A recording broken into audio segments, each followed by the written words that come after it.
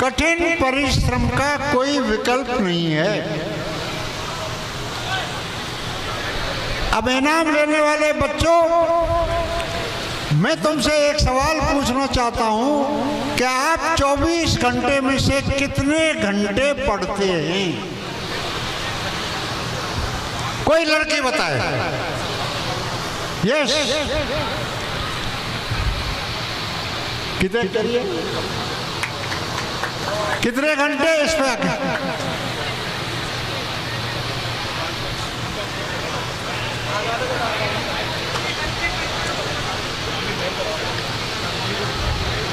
5-5 घंटे टीवी पे मैं, लेकिन मुझे उसकी मंजिल नहीं मिल रही है अभी तक।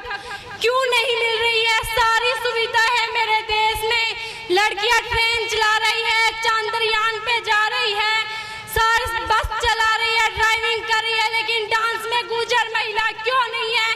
क्यों एक लड़की डांस क्यों नहीं कर सकती? क्या ये डांस कला नहीं है? क्या उसमें डांस नहीं कर सकती लड़कियां? क्या यही मेरा गुजर समाज में इज्जत है लड़कियों की? तो डांस क्यों नहीं है? ये डांस भी एक कला है, ये भी एक शरीर का तोड़ना, उसे दिन रात मेहनत करना, ये भी किसी से कम नहीं होता।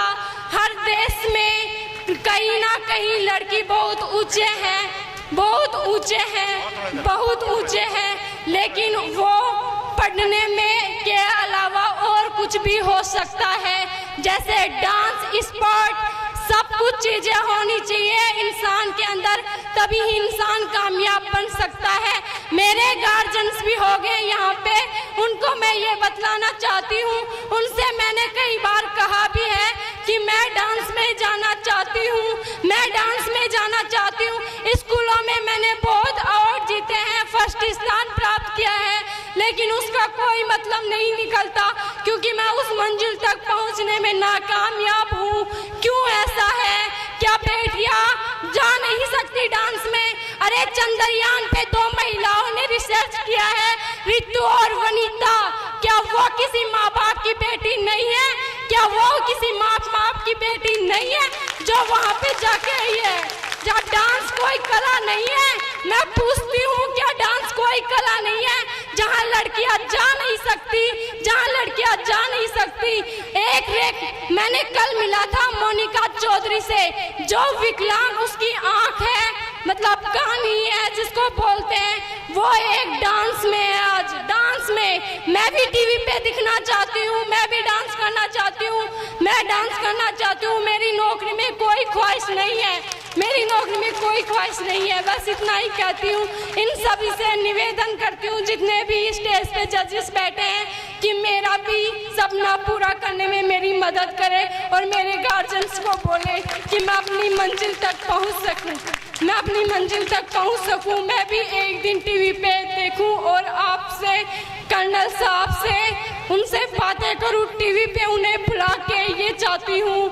रेखा मैम ने ये जो मुझे बोलने की हिम्मत दी है, उनसे मिली है, उनके भी पापा एक कारीगर है और मैं भी एक कारीगर की बेटी हूँ, एक किसान की बेटी हूँ, लेकिन मैं अपना सपना पूरा करना में नाकामयाब हूँ। मेरी मदद करो प्लीज, मेरी मदद करो। क्या इंसानियत खत्म हो गई है आप लोगों में? जो एक बेटी डांस नहीं कर सकती, क्या वो एक कला नहीं है? क्या नौकरी ही सब कुछ होती है? नौकरी सीमित है, लेकिन कला का कोई विभिन्न अंग है, बहुत है, उसका कोई और नहीं है। क्या एक बेटी सब कुछ बन नहीं सकती है? क्या नौकरी ही सब कुछ होती है?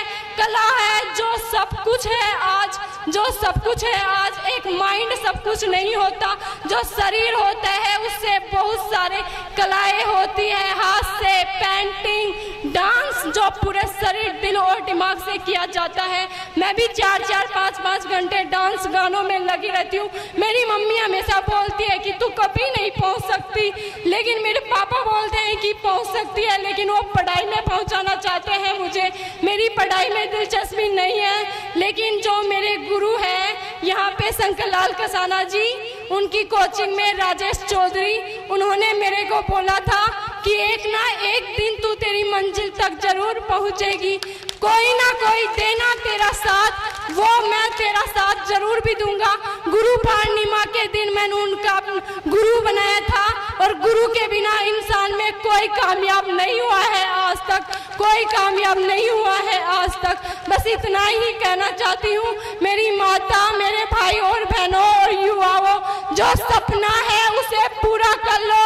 अगर कोई रोक दीवार आती है, ऐसी कोई चीज नहीं होती जिसे इंसान पूरा कर नहीं सकता, ऐसी कोई दीवार नहीं होती जिसे इंसान तोड़ के पार कर नहीं सकता।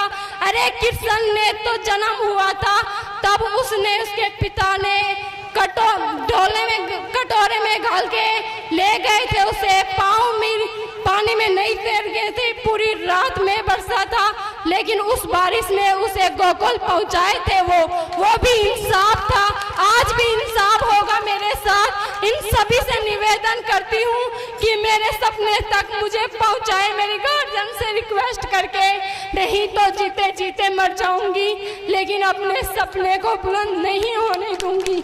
आज आंखों में है आंसू, कल खिलेंगे फूल बन के ये भी, लेकिन साथ दे दो मेरा बस, साथ दे दो मेरा बस। इतना ही कहती हूँ। Thank you so much.